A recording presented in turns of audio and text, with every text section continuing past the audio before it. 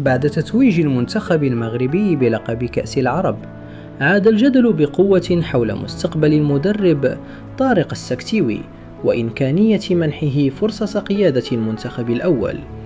وبعيدا عن العاطفة، يفرض منطق الأرقام والإنجازات نفسه عند تقييم حصيلته التقنية.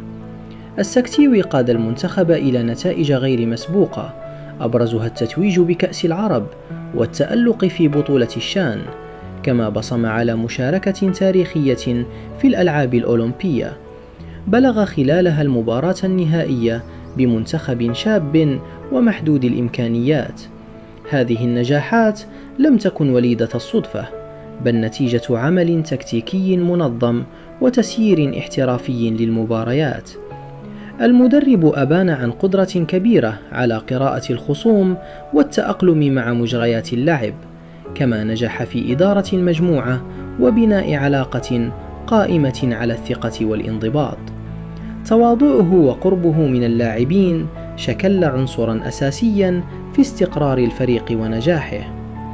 تكتيكيا أظهر تنوعا في أساليب اللعب وقدرة واضحة على قلب النتائج في اللحظات الحاسمة، لذلك لم تعد مقارنته ببعض الأسماء التاريخية في التدريب المغربي أمرا مبالغا فيه.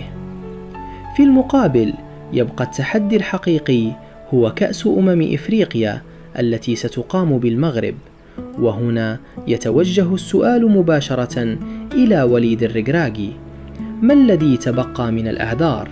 الجماهير لا تهاجم، لكنها تطالب بالنتائج وتنتظر مشروعا يتوج بالنجاح.